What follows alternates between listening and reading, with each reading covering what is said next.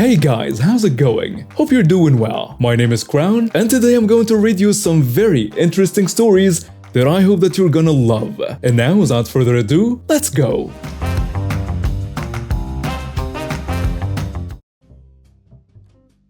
This was from when I was in college, but thought it might be funny to share.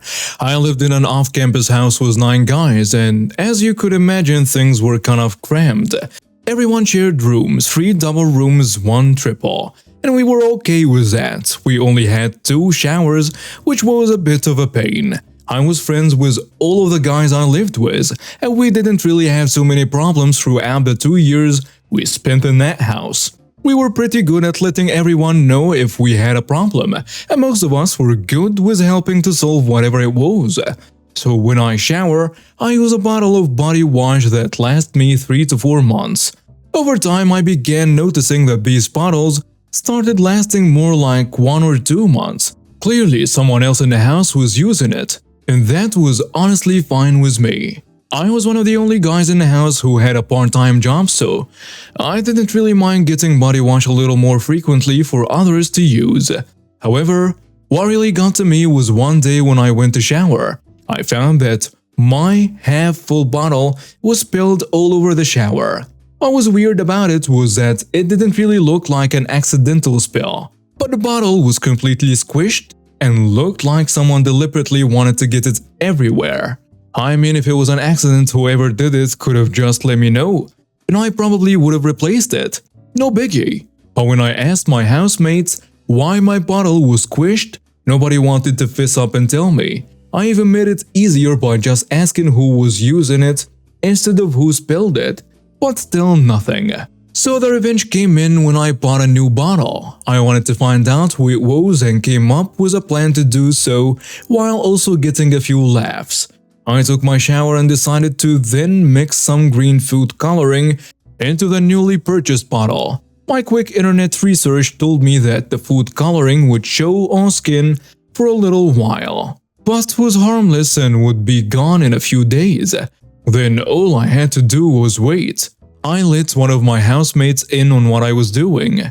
He was clearly not the culprit, and we just sat around all day waiting for the results.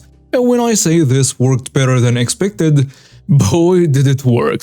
First, we heard the water turn off, followed by a reluctant groan. Then the shower turned back on. We knew what was happening and couldn't hide our excitement. After about another half an hour of probably intense scrubbing, one of our roommates walks out with a faded green all over his body, and all 3 of us just burst out laughing.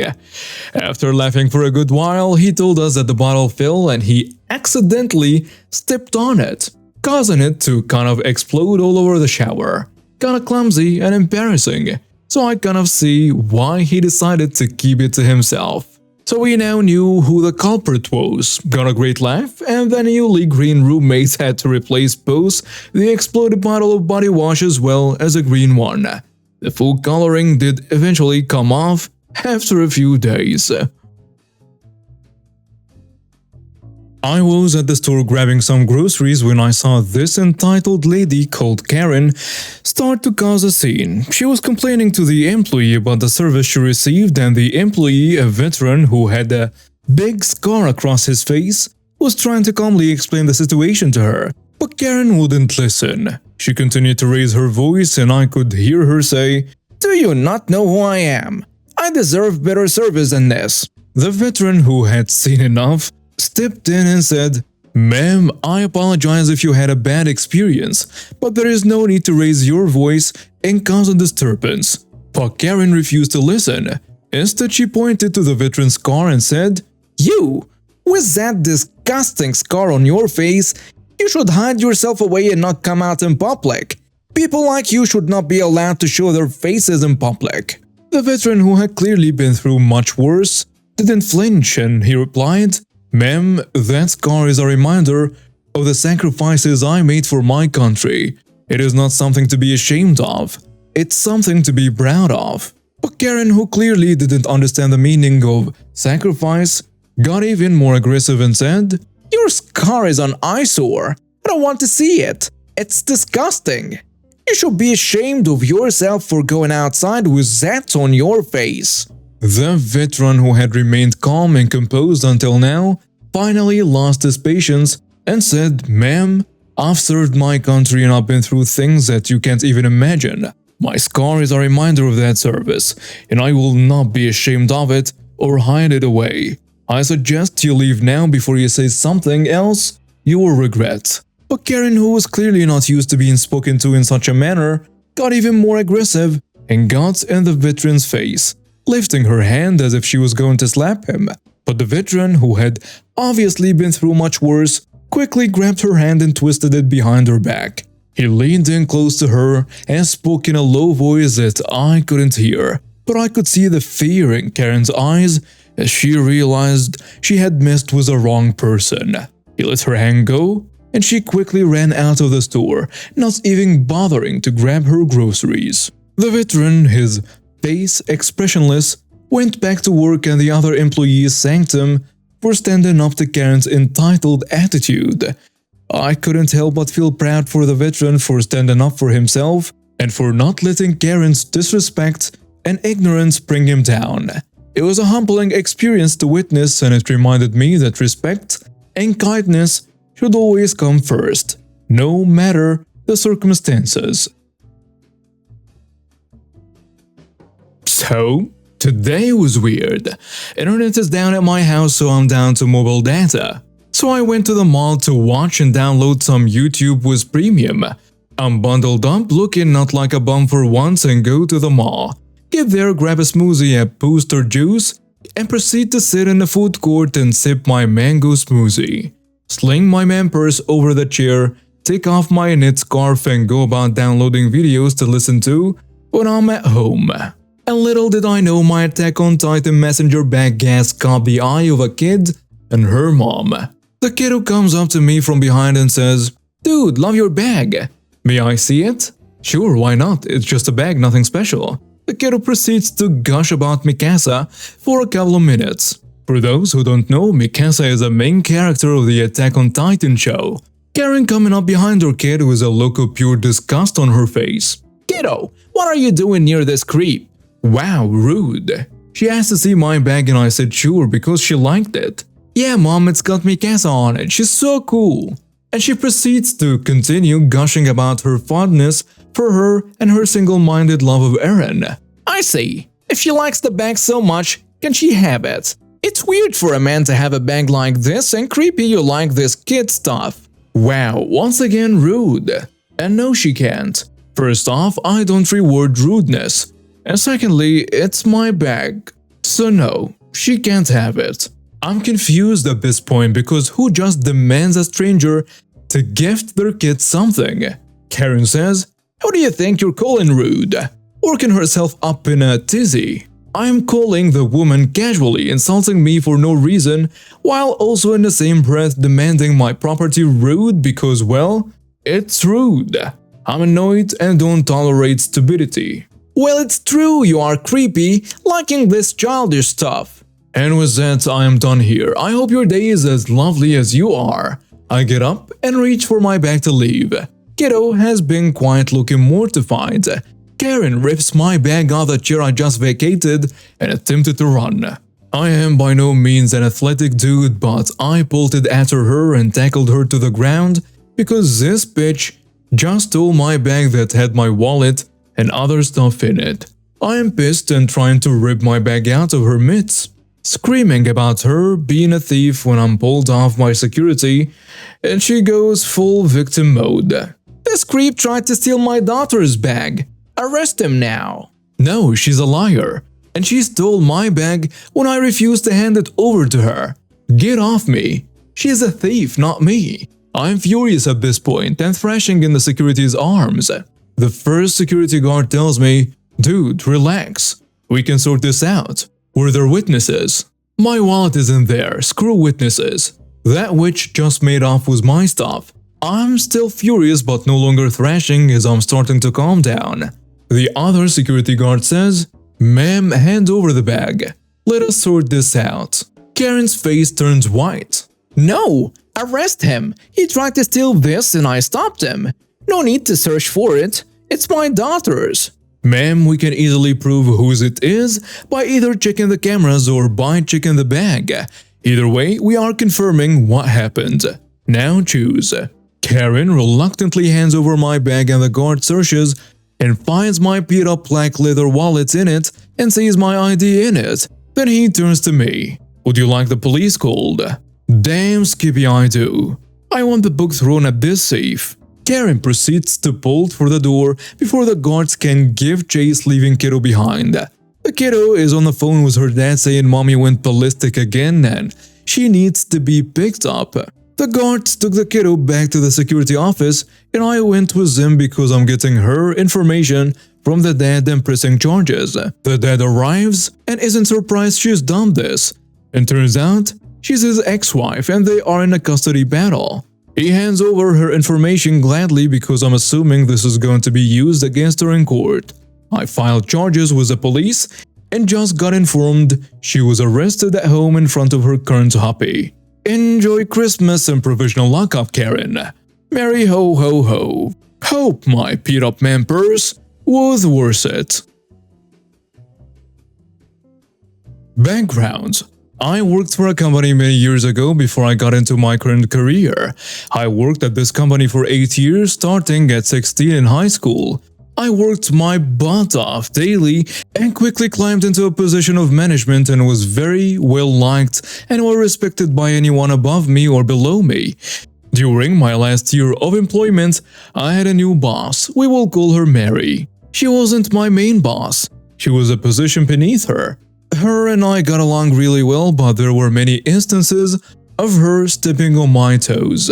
One of my main duties that was exclusively my responsibility was maintaining the sales floor. I communicated with vendors and with buyers. I kept track of all the products being distributed to our store and planned accordingly. I planned all creative multi-ad displays in the store and maintained them, ordered all needed products for displays, and handled all holiday distributions, displays and orders and so on. October rolls around and I start developing my holiday plan. Mary keeps a close eye on my plans and asks lots of questions, but she doesn't get in my way. Thanksgiving is over and we're halfway done. My plan was a success so far and I'm on track with the amount of products I've been bringing in, / the amount of product left on the sales floor based on previous year's numbers and how much we're projected to sell off everything. It's a couple of weeks until Christmas, and I'm in the middle of pulling last year's numbers to start my big Christmas order. Mary comes in and sees what I'm doing and says, "Opie, don't worry about that. I'm going to have Amy write the order." I'm immediately confused and annoyed and ask her why she thinks it's a good idea to have Amy, the store receiver, write the order when I'm the person who has been doing it the entire time and has been working all the products, and I know what's been moving and what hasn't. She gives me a nonsense answer, something like, "You've been doing so much and I just want to take some of the stress off of you." Instead of explaining to her that this move will in fact increase my stress exponentially, I just close out my tabs on the computer and smile and say, "Okay then, thanks." Amy writes the order and after we get it in, I can tell by looking at the palette that it's going to be a crap show. For example, way too much of random products we don't need and aren't going to sell through until next holiday season, at least. Also, not nearly enough of our fast movers and not enough to maintain current displays. Here comes my malicious compliance. Instead of breaking down these pallets into the designated area of the back room in an organized and intentional manner, like I have done with all of my previous orders every single year, I just leave it on the pallets, wrapped in shrink wrap. The product stays like that for days and I continue to ignore it. Eventually someone, maybe Amy, doubt it though, breaks it all down and there is stuff all over the place, and you can't find anything you need without moving stuff around. Next, I allowed all of my holiday displays to go to crap. Normally, I would have ordered to maintain them, but no. Mary wants to give me a break. So I let them burn. Mary and our big boss take note of this and scramble to figure things out themselves. Next, were completely out of essentials that Amy didn't order enough of, and now it's too late and too close for the holiday for the warehouse to send us anymore. Mary and Big Boss are dealing with angry customers who are taking their business elsewhere. And finally, the holidays are over, and our back room is full of stuff that is going to stay back here for quite a long time. All stuff left over from Amy's crappy order. Am I going to palletize and inventory and periodically work all that product? Nope, cause Mary thinks I need a break. Edit. Since I didn't make it clear enough based on the first comments I got, this was malicious compliance because I continued to do the rest of my normal job duties with 100% effort like always. I simply passed on the holiday duties to whoever else because that is what Mary wanted. Mary had a history of stepping on my toes and going over my head and making decisions on my behalf, and her telling me she wanted to take some of my stress away was her telling me, I don't want you to do this very important task, so I'm going to have someone else do it who I think is more qualified. Another edit. Forgot to include the fallout. Amy just got thrown into a situation she couldn't handle. She wasn't equipped to handle the job, and I do feel bad that Mary put that responsibility on her, and Amy probably had to deal with the guilt of failing so badly. Mary, on the other hand, was chewed out, once as far as I know, by supervision, when they paid a visit to the store and noted the horrible displays and empty shelves on holiday cooking essentials. That and lots of complaints from customers too. I tried not to rub it in her face, but I'll admit, I let a few "I would have done it this way" comments slip. Before I lived in my current place, I was living with my auntie. She was the main tenant who sorted the bills, and I would pay her a lump sum each month as board payments. In early 2021, she passed away unexpectedly. Naturally, I didn't want to continue living in this place. Bad memories and bearing the responsibility for an entire place alone wasn't feasible for me financially and at the time.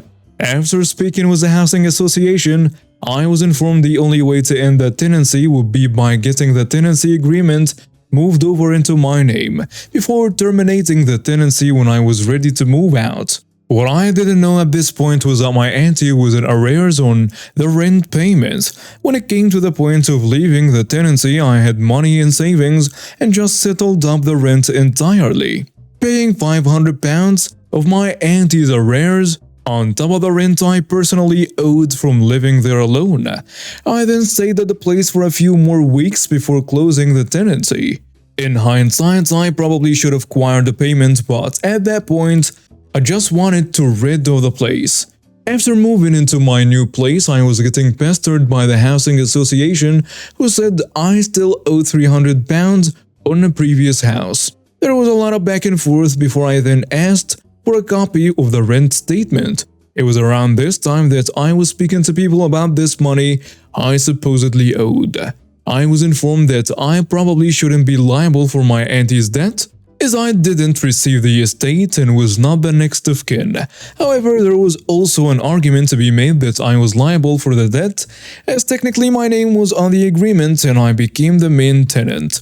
With this information in mind, I looked at the rent statement, worked out how much money I owed from the first week after my auntie had passed, and deducted it from my total rent payments made after that point. It turned out I had paid £200 extra, assuming I wasn't liable for the debt. I presented all of my working out in a thorough email and sent it over. I didn't hear anything back from them after that conveniently and assumed it was all over. I decided not to pursue this as I was sick of being pestered by them and I wasn't 100% sure if I was or wasn't liable for this money.